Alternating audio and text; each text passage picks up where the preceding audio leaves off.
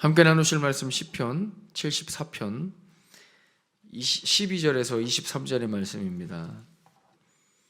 제 성경으로 구약 856면에 있습니다. 시편 74편 12절에서 23절의 말씀.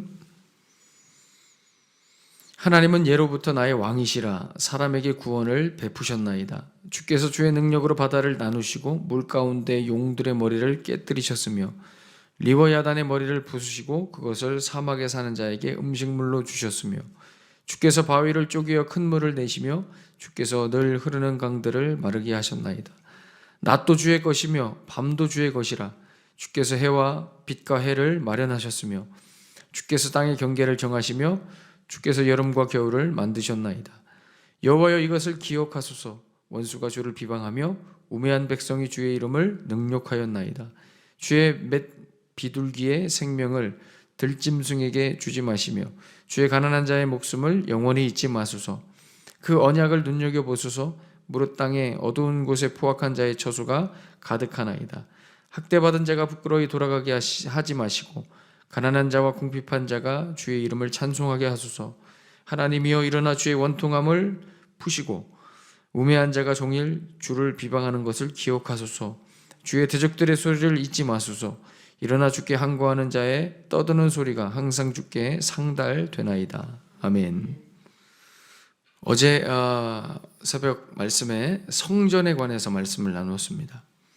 이 성전은 누가 무너뜨리는가?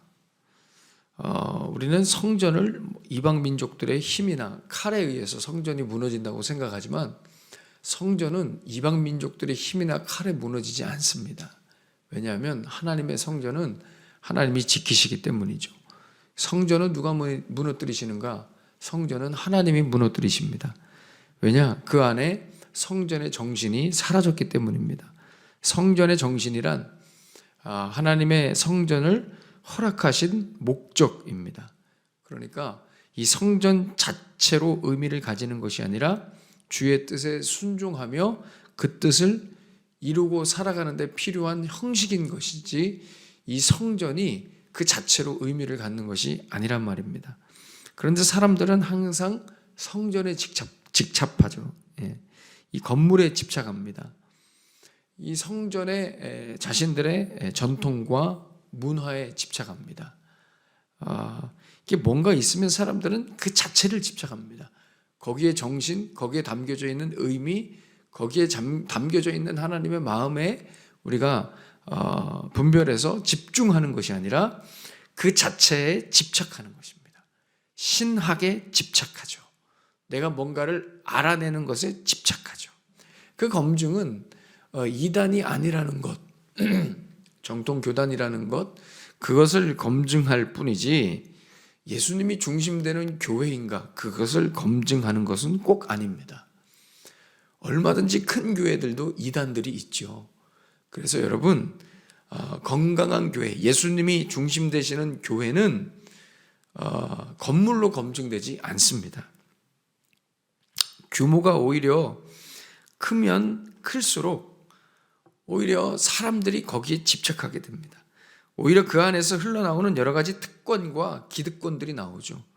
그 규모를 지켜나가기 위해서 말씀과 기도 외에 다른 어떤 이 사명에 집중하기보다는 어떤 이벤트나 프로그램에 집중할 수 있습니다. 그 규모를 끌어나가기 위해서. 조심해야 되는 것입니다. 우리가 항상 이 생각을 해야 됩니다. 오늘 13절에서 17절에 있는 말씀처럼 이 세상이 어디로부터 왔냐 이겁니다. 이 세상이 하나님으로부터만 나왔습니다. 우리의 삶도 그렇고요, 가정도 그렇고요, 우리의 모든 것이 하나님께서 허락하셨기 때문에 세워진 것들입니다. 교회도 마찬가지죠. 하나님이 세우셨죠. 돈으로 세워진 거 아닙니다. 타이밍이 맞아서 세워진 것도 아니고요. 어떤 훌륭한 사람이 한 사람이 있어서 교회가 세워진 게 절대 아닙니다, 여러분. 그잖아요. 아니 왜 어제 우리 칸티쿰은 우리 지휘자님이 했는데 제가 왜 이렇게 목이 쉬었는지 모르겠네. 죄송합니다. 여러분 생각해 보시면 어떤 훌륭한 사람이 있어가지고 교회가 세워지는 게 아닙니다, 여러분. 그럼 그 훌륭한 사람이 없어지면 교회가 무너져야죠. 그래서 여러분, 어떤 이 세상적인 것들에 의해서 세워진 교회는 그 사람이나 돈이나 그런 것들이 없어지면 무너집니다. 그러나 예수님이 세우신 교회, 예수님이 세우신 가정은 언제나 든든히 서가는 것입니다. 이게 분명한 증거죠. 그래서 여러분, 이 교회도 하나님이 세우신 겁니다. 하나님에 의해서 세워지고 경영되는 것이죠. 그렇다는 것은 다시 말씀드리지만 교회가 물질이 없다고 해서 무너지는 게 아닙니다. 교회가 훌륭한 사람이 없어서 무너지는 것도 아닙니다. 교회에 하나님이 주인이 아니시면 교회는 무너지는 겁니다. 그러니까 하나님이 세우셨는데 하나님이 안 계셔요. 그럼 교회는 무너지는 겁니다. 부서도 마찬가지고요. 우리의 모든 사역도 마찬가지입니다. 우리가 이것을 왜 하고 있습니까? 하나님이 나를 보내셔서 하고 있습니다. 그러면 하나님의 나에게 주신 소명과 그 뜻과 그 섭리가 내 안에 없으면 그건 무너지는 겁니다. 내 욕심이 있고 내가 하고자 하는 열정만 있고 집착이 있으면 그것은 무너지는 겁니다. 쓰임을 못 받는 것이죠. 가정도 마찬가지고 사업체도 마찬가지입니다. 이 원리를 한마디로 정리하면 우리의 모든 신앙의 삶과 사역은 언약 중심의 섭리가 있다는 것입니다. 그러니까 언약이 모든 것의 중심이라는 겁니다. 목사님, 언약이 뭡니까? 언약이라는 것은 쉽게 말하면 이게 약속이죠. 하나님의 약속이라는 겁니다. 그냥 단순한 약속이 아닙니다. 여러분, 몇 시에 어디서 만나 이런 약속이 아니에요. 성경에서의 약속은 약속하는 자의 됨됨이를 의미해요.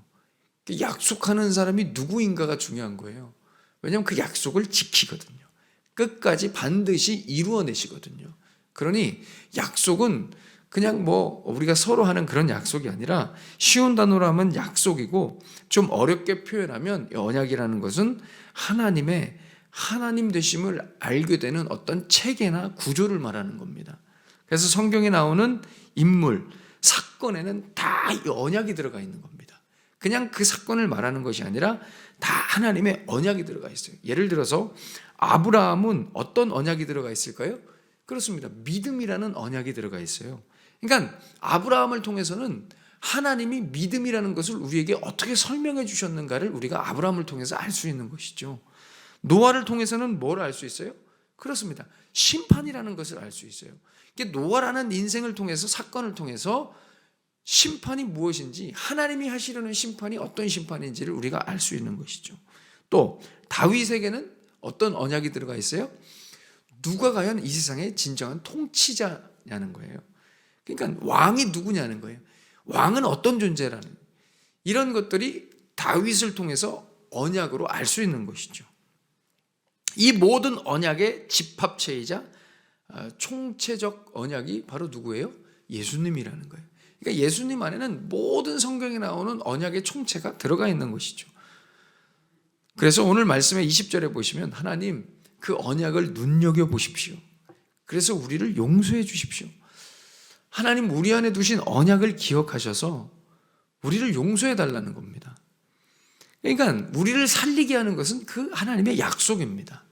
그러니까 우리가 잘나서도 아니고 우리가 이쁨을 받을 만한 내용이나 조건이 0.1도 없음에도 불구하고 하나님이 우리 안에 언약을 두셨기 때문에 용서하시고 다시 기회를 주시는 겁니다. 많은 사람들이 그렇게 생각해요. 하나님이 날 사랑하시니까, 내가 이 정도 사랑을 받을 자격이 있으니까. 그거는요 정말 무식한 소리입니다. 성경을 전혀 모르는 소리예요. 하나님이 날 왜 용서하세요? 언약 때문에 용서하시고 기회를 주시죠. 언약의 총체가 누구라고요? 예수님. 그러니까 예수님 때문에 나를 다시 사랑하시고 기회를 주시고, 그죠? 하나님이 나를 다시 한번 돌아보시는 거예요. 언약 때문에, 그 예수님 때문에. 내가 무슨 조건이 있습니까? 내가 무슨 됨됨이가 있습니까? 하나님의 은혜를 받을 만한, 하나님이 나를 다시 살려주실 만한 그 어떤 조건이 나에게 있습니까? 아무것도 없습니다. 그러나 내 안에 예수님을 두셨기 때문에, 하나님이 그 예수님 때문에 나를 다시 한번 돌아보시는 거예요. 그래서 그 언약을 하나님 기억하셔서 우리를 다시 용서해 주십시오. 어제 본문의 2절에서도 74편의 2절에도 보시면 여러분 옛적부터 얻으시고 속량하사 주의 기업의 지파로 삼으신 주의 회중을 기억하시며 주께서 계시던 시온산도 생각해 주십시오. 여러분, 여기 나오는 단어들이 다 언약과 관련되어 있습니다. 속량, 기업, 지파, 회중, 시온산, 이게 여러분 다 언약과 관련된 단어들입니다. 그러니까 하나님, 이런 것들을 하나님이 우리 가운데 두신 것들입니다. 속량, 기업, 지파, 회중, 시온산, 이게 다 하나님이 우리 안에 두신 언약의 내용들인데, 이것을 기억하셔서 우리는 아무 쓸모없고 연약한 존재들이지만, 부족하고 실수하고 계속 범죄했지만, 이 하나님이 우리 안에 두신 이 언약을 기억하셔서 다시 한번 우리를 용서해 주시고 살려주십시오. 그래서 여러분, 한마디로 우리가 다시 사는 것도 언약 때문이고, 죽는다면 언약 때문에 죽습니다. 이스라엘이 망했던 것처럼. 여기에 걸려있는 사람들이 신자들입니다.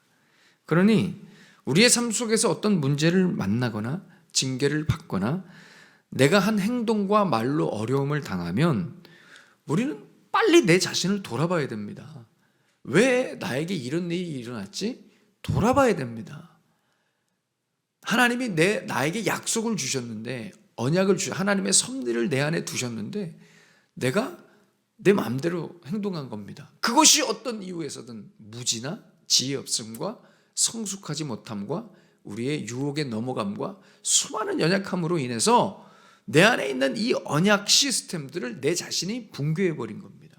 그러니 하나님은 우리를 심판하실 수밖에 없습니다. 어려움을 주실 수밖에 없습니다. 그런데 자꾸 남 탓을 하죠. 상황 탓을 하죠. 그래서 우리의 삶에서 어떤 문제를 만나거나 어려움을 만나면 항상 이 생각해야 돼요. 시스템이 돼야 됩니다. 내가 하나님의 약속 가운데 서 있는가? 나는 언약 백성답게 살고 있는가 말이죠. 왜냐하면 우리가 하나님 앞에 불순종하거나 범죄하거나 말과 행동에서 성숙하지 못하거나 지혜롭지 못하면 이 우리 안에 있는 이 언약 시스템이 막 발동을 해요. 너는 그렇게 살면 안 돼! 막 하면서 발동을 한단 말이에요. 움직여서 우리를 다시 그 언약의 자리로 앉힌단 말이에요. 이 기독교 신앙입니다. 이 시스템 안에 있는 사람들이 신자들이라는 거예요. 앞으로 한 1000번은 더 얘기할 겁니다. 이런 거를. 왜냐하면 자꾸 제가 볼 때는 자꾸 반복인 거예요. 목사님, 왜 저에게 이런 문제가 일어나죠? 저는 이렇게 보이는 거예요. 그럼 또 얘기해줘. 그럼 또 못 알아들으시죠? 또 실수하죠? 또 반복이에요. 앞으로 한 10,000번은 더 얘기하겠습니다. 여러분, 예수를 믿는다는 것은 이렇게 어떤 시스템이 있는 겁니다. 여러분들이 꼭 기억하셔서 오늘도 하나님의 이 말씀 안에 살면서 날마다 이 언약의 실체를 우리가 이해하고 공부하고 믿고 또 이 시스템을 이해하고 공부하는 것이 신앙생활을 하는 것입니다. 그래서 날마다 말씀을 묵상하고 순종하려고 노력하게 되시기를 축복합니다. 우리가 이렇게 이런 시스템으로 신앙생활을 하면 사실 어려울 게 없습니다. 평탄합니다. 물론 사명 때문에 어려운 일을 만나기도 하지만 평탄해집니다, 삶이. 요한복음 15장 9절에서 11절에 보시면 아버지께서 나를 사랑하신 것 같이 나도 너희를 사랑하였으니. 조건이 있어서 사랑한 게 아니에요. 예수님 때문에, 하나님이 우리를 예수님 때문에 사랑하신 거죠. 사랑받을 만한 자격은 1도 없어요.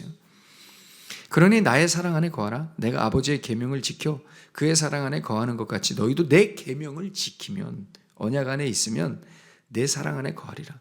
이것을 너희에게 이름은 내 기쁨이 너희 안에 있어 너희의 기쁨을 충만하게 하려 함이라. 나의 사랑 안에 거하라는 것은 단순히 교회 안에 있어야 된다는 말을 의미하는 것이 아니라 언약 백성답게 살라는 것입니다. 사랑하는 여러분, 오늘도 이 언약 안에서, 다른 말로 하나님 말씀 안에서, 또 다른 말로 구체적으로 예수 안에서 살게 되시기를 축원합니다. 이스라엘이 주변 나라들과 다르듯이 우리도 세상 사람들과 다릅니다. 우리를 다르게 부르셨다면 다르게 살아야 됩니다. 오늘도 우리의 생각, 우리의 말 한마디, 우리의 행동 하나하나를 그냥 해오던 대로 하시면 안 됩니다.